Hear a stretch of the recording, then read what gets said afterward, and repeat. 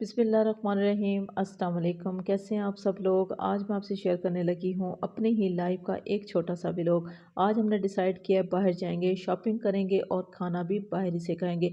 बस इसी प्लान के साथ ही हमें उन लोगों की भी फिक्र रहती है जो घर में मौजूद होते हैं। सोचा उनके लिए भी कुछ अच्छा सा बना लिया जाए ताकि ये लोग भी टाइम पे खाना खा सकें, हम भी रिलैक्स हो जाएंगे और सुकून के साथ शॉपिंग कर लेंगे।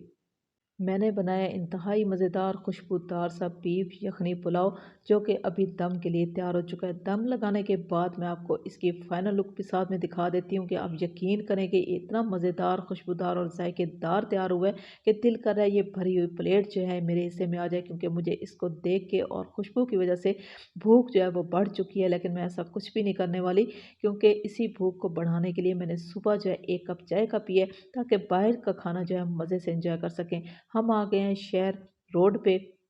अभी जल्दी से मुझे कमेंट्स करके बता दें कि इस खूबसूरत से शहर को किसने पहचान लिया है और इस खूबसूरत से शहर का नाम क्या है। अभी मैं आ गई फैमिली बी मार्ट पे। यहाँ की ब्रेड और चॉकलेट केक मुझे बहुत ही ज़्यादा पसंद है। ब्रेड तो इतनी ज़बरदस्त और सॉफ्ट होती है कि दिल कहता है कि तमाम की तमाम ब्रेड जो हैं उठा के ले जाएं।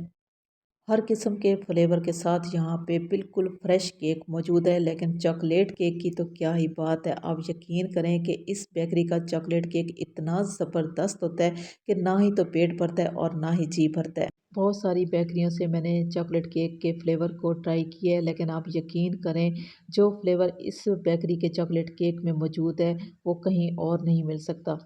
बिस्किट की तमाम वैरायटी यहाँ पे मौजूद है और बहुत ही ज़बरदस्त फ्लेवर के साथ स्वीट्स जो है वो बहुत ही ज़बरदस्त और फ्रेश किस्म की आपको हर वक्त मिल सकती है। आप समझ सकते हैं कि लाइफ गुजारने के लिए आपको जो भी चीज़ चाहिए वो यहाँ से एक ही जगह से आपको मिल सकती है।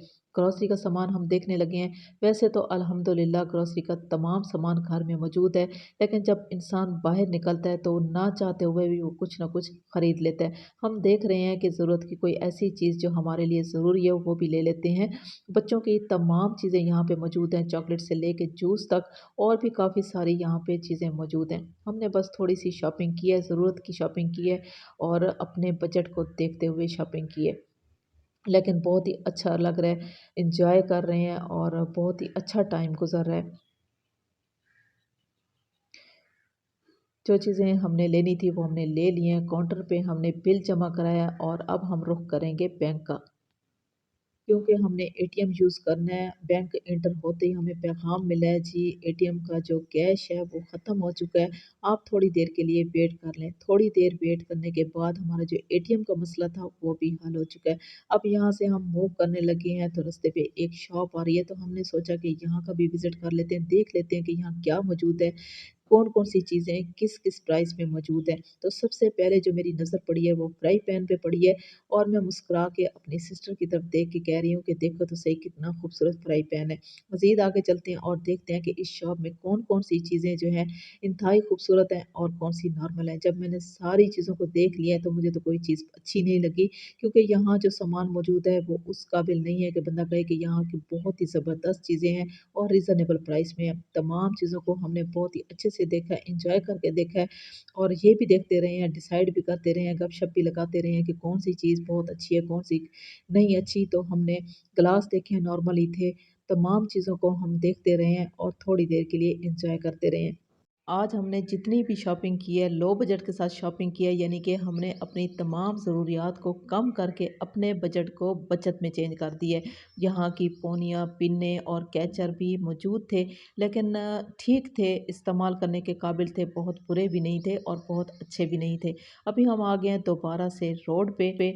भूख इंतहा की लग चुकी है। मैं और मेरी सिस्टर मुसलसल यही बहस कर रहे हैं कि आज हमने खाने में क्या ऑर्डर करना है और कौन से होटल पे जाना है। बहुत सारी बहस के बाद हमने ये डिसाइड किया है कि हम अतारी होटल पे जाएंगे और वही खाना ऑर्डर करेंगे जो पहले भी कई बार हम ऑर्डर कर चुके हैं। यहाँ के मलाई सीख कबाब और चिकन बारबेक्यू ब्रोस्ट यहाँ की फेवरेट डिश है।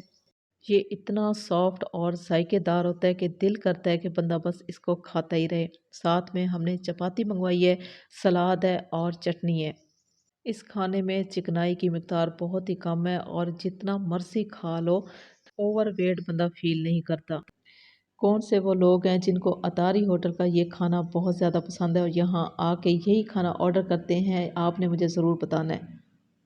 वैसे तो मेरी तमाम वीडियो कुकिंग के हवाले से ही होती हैं, तो इस बार मैंने थोड़ी-सी चेंजिंग की है। ये छोटा-सा और ख़ूबसूरत सा व्लॉग आपको कैसा लगा? कमेंट्स में मुझे बताइएगा और ये भी बताइएगा जो खाना हमने ऑर्डर किया है, ये आपको कैसा लगा? आज की शॉपिंग में ये ज़बरदस्त और मज़ेदार किस्म का चॉकलेट केक भी मौजूद था। घर तक पहुँचते हुए चॉकलेट की ये हालत हो गई है। अल्लाह हाफ़िज़।